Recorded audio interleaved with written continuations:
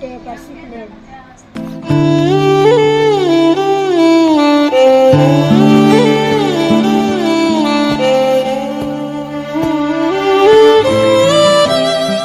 ఈ ఒక్కసారి కాదు, ఇది ఎన్ని ఇబ్బంది ఉన్నాయి కానీ మేము అది కూడా మేము సిద్ధంగా ఉన్నాం. అలాంటి ఇబ్బంది ఆధారపడమని మెడిసిన్ వాడుకోండి మంచిగా. ఎట్లా మరి మెడిసిన్స్కి వాటికి ఏమన్నా డబ్బులు ఎట్లా మరి?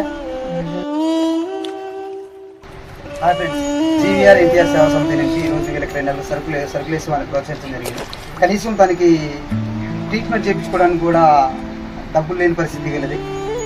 మెడిసిన్ మందమైనా కనీసం నా వంతు సాయంగా వాళ్ళకి వాళ్ళ ఒక 1000 రూపాయలు నేను ఇస్తున్నా.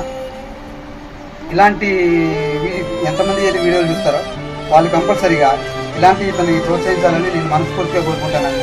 నా తరఫున నేను ఇచ్చానండి.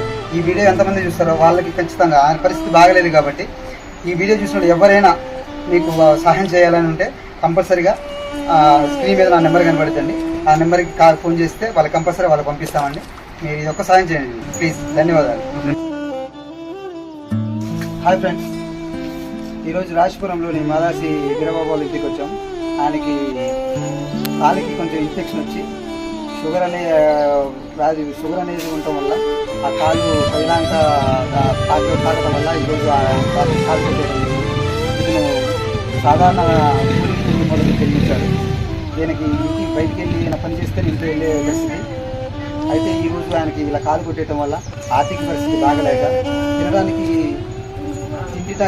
తిండి కూడా లేని పరిస్థితిలో ఈరోజు వీరబాబు గారు ఉన్నారు. అయితే మా మిత్ర బృందం ద్వారా ఈ విషయాన్ని మాకు తెలియటం వల్ల ఈరోజు జీవీఆర్ ఎన్టీఆర్ సేవా సమితి నుంచి ఆయనకు ఒక 2 నెలలకు సరిపోయిన సరుకులు వేసి వాళ్ళని ప్రోత్సహించడానికి ఆయన ఇంటి దగ్గరికి వచ్చామండి.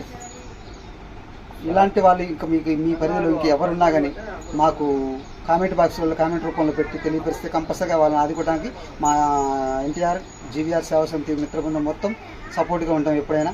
అందుకే మాకు ఎలాంటి ఇబ్బందులు ఉన్న వాళ్ళైనా మాకు తెలియపరిస్తే వాళ్ళని కంపల్సరీ ఆదుకోవడానికి మేము సిద్ధంగా ఉన్నామండి. జై ఎన్టీఆర్.